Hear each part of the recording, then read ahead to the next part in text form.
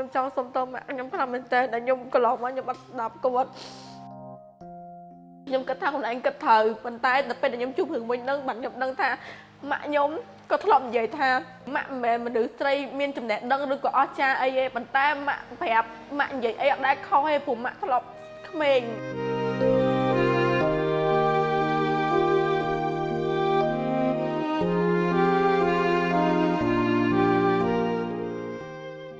កើតនៅទីក្រុង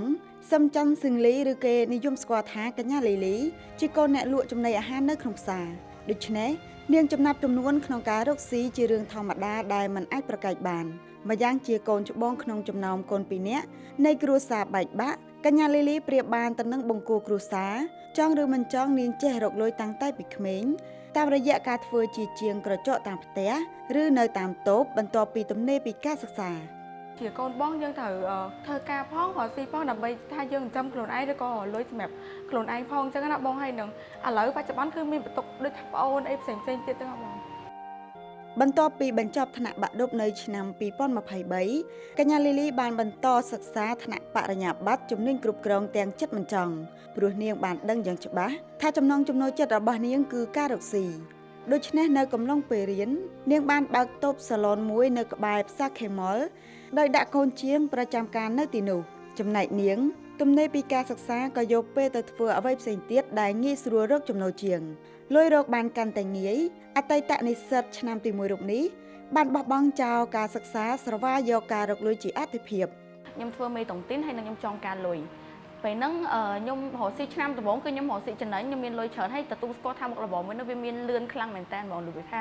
វាដូចធ្វើនំអត់ម្សៅអញ្ចឹងណាក្រោយមកទៀតខ្ញុំចាប់ផ្ដើមរត់បានដោយសារតែគេបោកខ្ញុំអានេះគេហៅថាយើងមានទំនួលខុសត្រូវសងចំណូលទាំងអស់អ្នកដែលគេលេងមួយយើងហើយខ្ញុំមានអារម្មណ៍ថាខ្ញុំដូចយល់សពមកយីបងវាលឿនពេកខ្ញុំទទួលឲ្យខ្លួនឯងពងយល់សពមែនដែរត្រូវមកជួបរឿងទាំងអស់ហ្នឹងដែលសុកត្រូវជពាក់លុយគេឡើងច្រើនអត់មានតន់ត្រៀមខ្លួនឲ្យទាំងអស់ហ្មងហើយគេផុសរូបគេបរិហាគេទៀត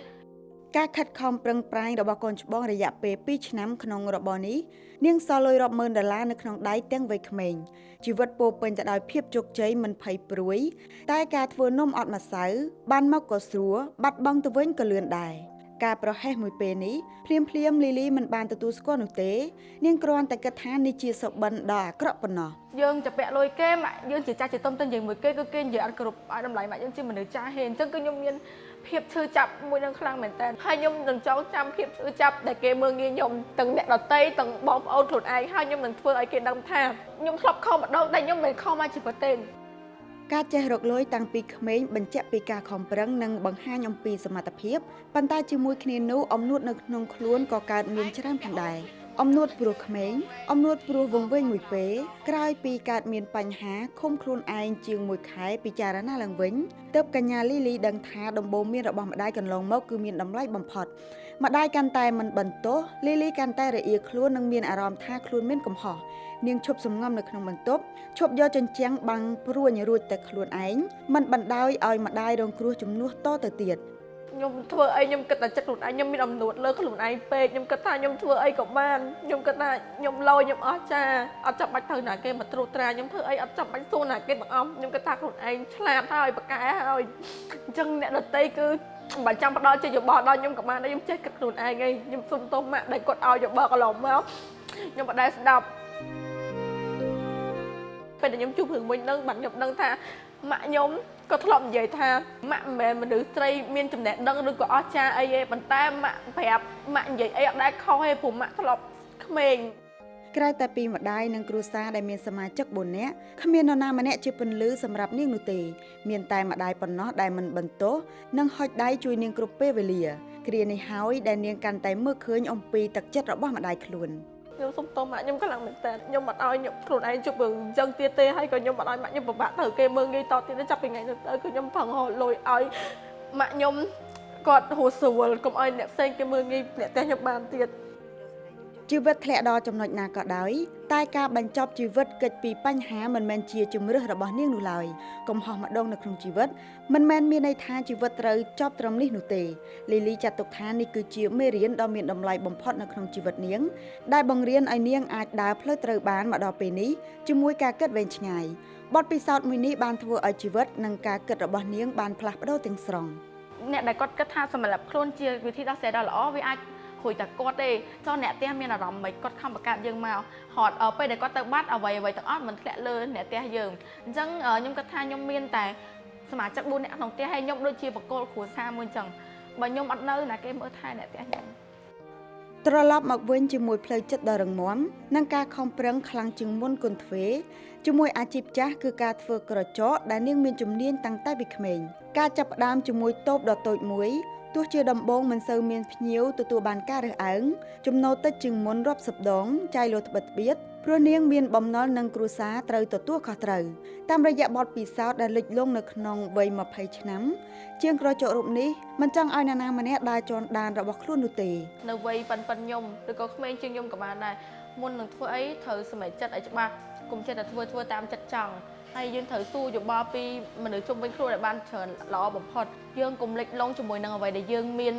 បានផ្លែឬក៏លុយដែលយើងរកបានផ្លែយកទៅចាយដើរលេងផឹកស៊ីដូចខ្ញុំពីមុនចឹងខ្ញុំចូលចិត្តសប្បាយខ្ញុំដើរលេងចូលក្លឹបផឹកស៊ីពួកម៉ាក់អីគឺខ្ញុំដើរមួយយប់អី100 200អីគឺធម្មតាអញ្ចឹងគឺចាយច្រើនខ្លាំងមែនទែនតែឥឡូវយើងបកមកមើលថាយើងនៅថ្ងៃអនាគតយើងជួបរឿងអីថ្ងៃមកអត់ដឹងឯអ្នកផ្ទះយើងមានរឿងអីឬមួយក៏យើងធ្លាក់មកក្រឹបក៏យើងមើលអត់ឃើញដែរ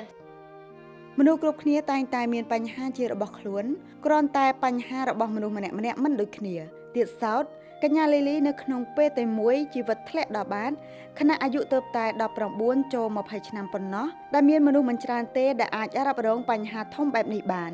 កញ្ញាលីលីក្រោកឈរជាថ្មីជាមួយជីវិតសាមញ្ញមិនលោឆាយដូចមុនប្រឹងរកស៊ីដោះបំណុលគេបណ្ដាប្រឹងមិនដកដៃទាំងយប់ទាំងថ្ងៃធ្វើក្រចកគេដល់ម៉ោង12ឬម៉ោង1យប់ក៏មានឆ្លៀតធ្វើទីផ្សារបើកការបង្ហាត់បង្រៀនធ្វើក្រចកផ្ដល់ការងារទៅដល់កូនសិស្សចែកជាភាគរយពង្រីកសាខាដែលចំណាយពេលតែជាង1ឆ្នាំប៉ុណ្ណោះនាងអាចដោះបំណុលគេបានទាំងស្រុងនៅចុងឆ្នាំ2025ខ្ញុំប្រាប់ខ្លួនឯងខ្ញុំក៏ត្រូវទទួលយកការពិតអ្នកដែលគាត់កំពុងតែជួបរឿងបែបហ្នឹងដូចខ្ញុំក៏ត្រូវតែទទួលយកការពិតដែរ